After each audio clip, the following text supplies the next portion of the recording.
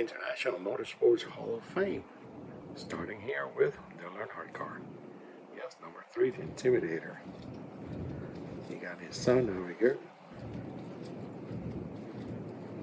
Dale Earnhardt Jr. Darrell Waltrip, early days in the 70s. I love this Pepsi car. He looks cool. Got a lot of wins in this one. And this is something you don't see every day. Wow. Look at this puppy. It's awesome. If you're claustrophobic, you cannot get in there. Look at how long. Over 700 miles per hour. It's a rocket car with aluminum wheels. Because at that speed, the wheels will melt.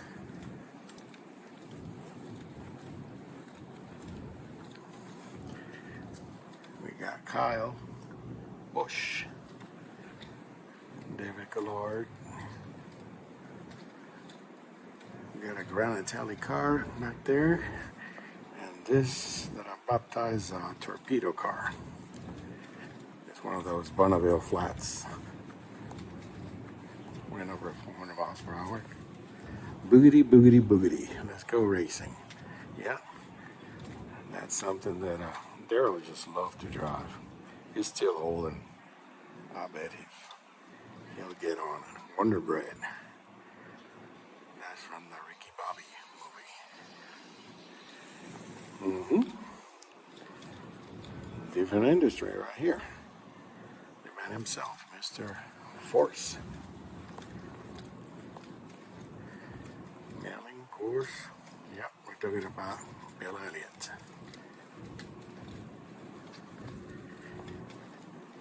Miller Buick, Bobby Helen Jr. Early days. Alan Kowicki. Yeah, he was a mechanical engineer. He was kind of a quiet, lonely guy. He was a owner-operator driver. And he was able to win a championship, I was in the early 90s, 91 maybe. Patty Moore. Some early cars here. Tiny Lund. Tiny Lund was not tiny at all. He was a large man. And Mr. Petty, Richard Petty.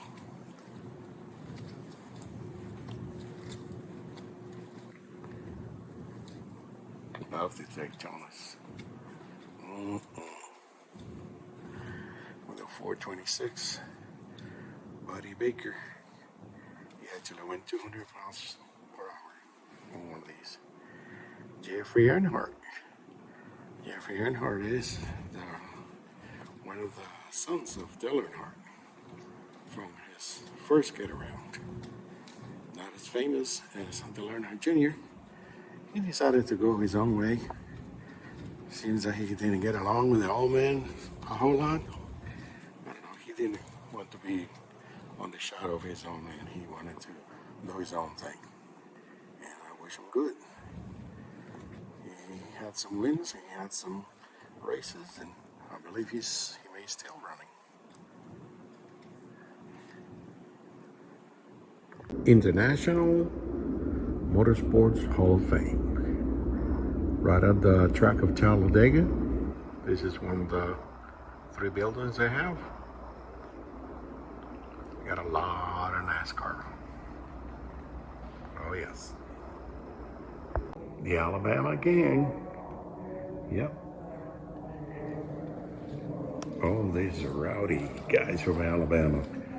60s, 70s, 80s, and 90s.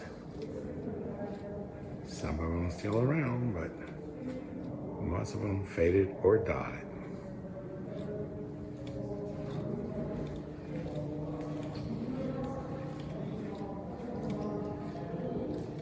A lot of Allisons. This is a Matador. Not the best looking car in the world. Donnie Allison.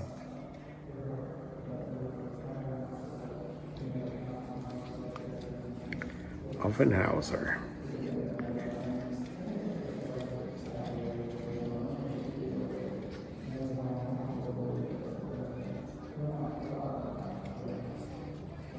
There's our car. Neil Bonnet. The Allison's Round.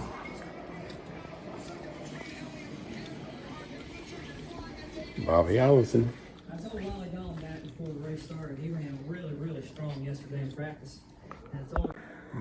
And sometimes you cannot write a script for NASCAR. The fight in '79 Daytona. Well, at the very end, these guys were fighting for the win. They keep on banging on each other. And what happened was that the tempers flared and they put each other out. They both crashed. Donnie Allison and Cal Jarborough, and they were going at it. Bobby Allison was in the mix, and everything was the first time, I believe it was ABC, they put this on TV. This is Cal Jarborough being strangled by Bobby Allison. Yeah, they were going, it was great for ratings, great for TV. They pulled them together, but I don't think he's biting his leg. It was fantastic. Fantastic for TV. And after that, he's like, man, there's a lot of action. All these guys fighting each other. I think Cal Jarborough got the short end of the stick.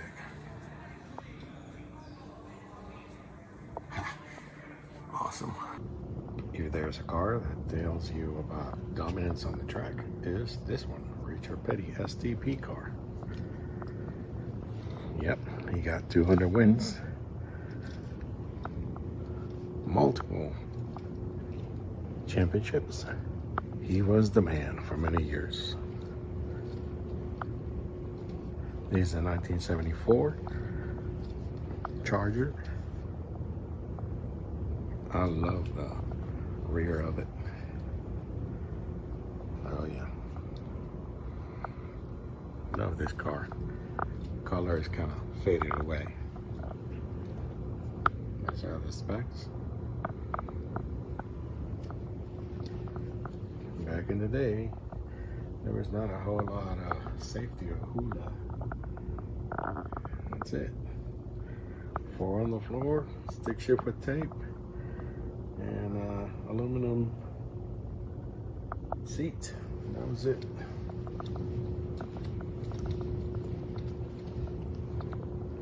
I believe this was an actual car purchase at the dealer, not like now. There's a purpose-built car, and they got stickers to make it look like a real car. Well, they're not. Richard Petty, 43 STP. Yes, we lost Dale Earnhardt 25 years ago at Daytona 500. I was actually watching. And when I saw that the ambulance didn't have a big rush to get out and didn't have the lights on, I knew that he was gone. The Intimidator. He was respected by all on and off the track. He always got his way. He was not there to be nice, he was there to win races. He had some of a Machiavellian approach to life. He was a winner for sure. He didn't get too much into school. He wanted to race, and he did. He was the best at it at his time. And then that little kid came. Mr. Gordon came and kind of ruined some of his wins. But at the beginning, he was very frustrated with Gordon, but eventually they made sort of friends. Not too friendly. Intimidator, number 3. Back in the late 50s and early 60s, Granatelli was the name. Granatelli was the big car owner, and he had names like Andretti and other big names running his cars. Big sponsor in STP, This is a Novi Studebaker car. They were front engine. It wasn't until the 60s when they figured out that it was a lot better to have the engine in the back. But this time, you see, everything on the front. These roadsters, big, thick, heavy frame. You can see that it's offset. Keep the balance of the car. Now a little wing, no downforce. 56, nobody figured out about downforce yet. They figured out about a big gas cap. That's about it. Skinny tires. In order to remove it, you got to smack it with a rubber mallet. And then put it back with your hand and smack it again. Awesome. Anos LMP car. Yep. Back in '99, they raced this one in IMSA. And the main driver was Maximiliano Papis. The Brazilian was just fast. I don't think this doesn't look like a car that raced. This looks like a body that they have laying around and they kind of made it into a car. The thing with the Panos is that they came up with it, well, let's make a mid-engine. But the mid-engine is going to be on the front. So it's going to be in the front center. And it sort of worked out. It wasn't great. It existed, and it was a lot of fun. Yep, the only gasoline car to make 400 miles per hour. Well, this is where the chute went. It says here, yep, you go over 400 miles per hour, and it looks like a torpedo to me. Performance Fabrication Race Cars, San Carlos, California. We got a good crew over here, even an aerodynamicist. Awesome. 2010, 11, yeah, right in the middle of the recession.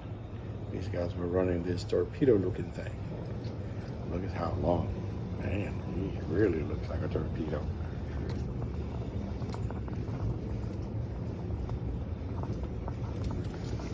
Set of tires over there. 400 miles per hour with a gas engine. Will you do it? It's a V8. And that's a class. Whatever that class means. Look at this. What happened after an accident? And this is what's left of Michael Waltrip's Kool-Aid Country Time Pontiac. It was an Xfinity race, April 7, 1990. I came off turn 2, I caught a bump by Robert Presley into the wall and went, well, part of the wall. I hit the guardrail gave way, I hit the end of the Boom. wall. Disintegrated. That was Michael Waltrip.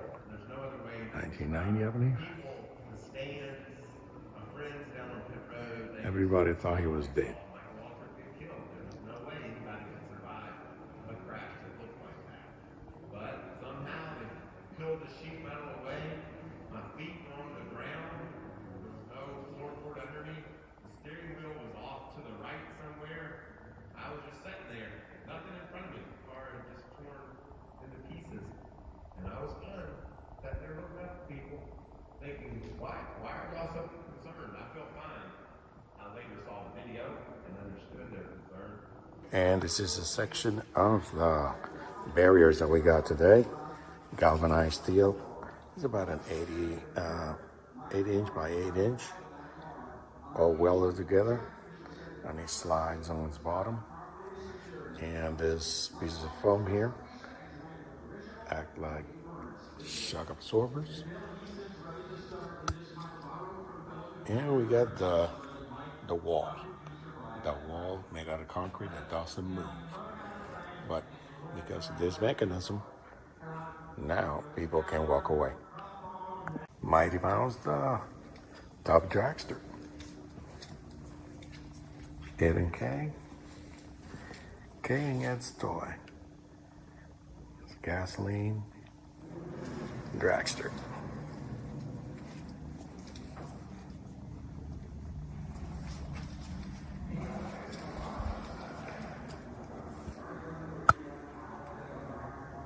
Yep, part of the Alabama game.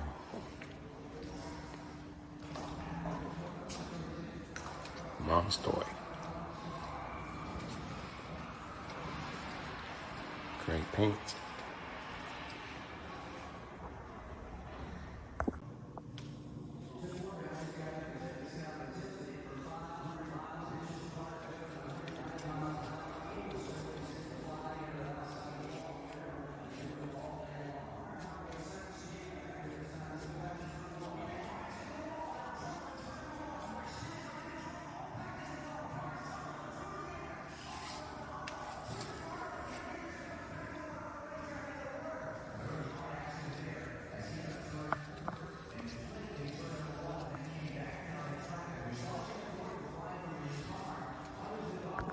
You ever heard of a soapbox derby?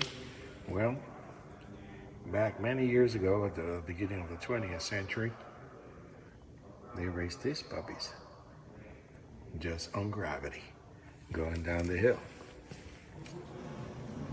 This is a very old one, and the way it works is 1971, not that old.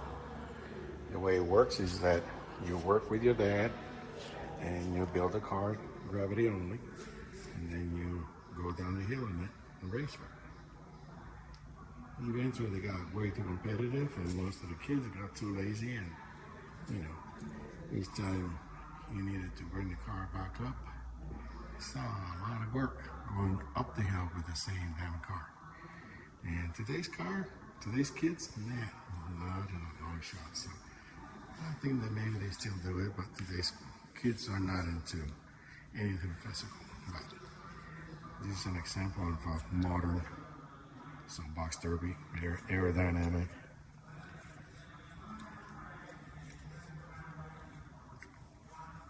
And that's supposed to be the helmet, and the kid is supposed to wear the helmet.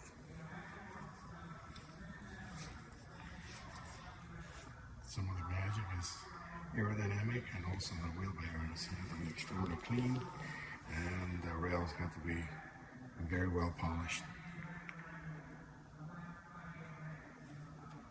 You want to know what a quarter midget is? Well, this is what it is. A midget is 4 cylinders, so these are 1 cylinder.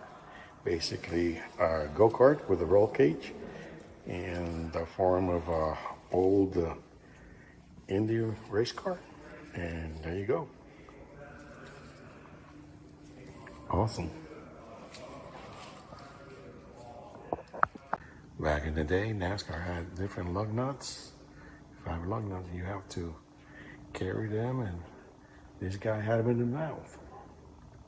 Is that cool or what? Choreographed pit crews.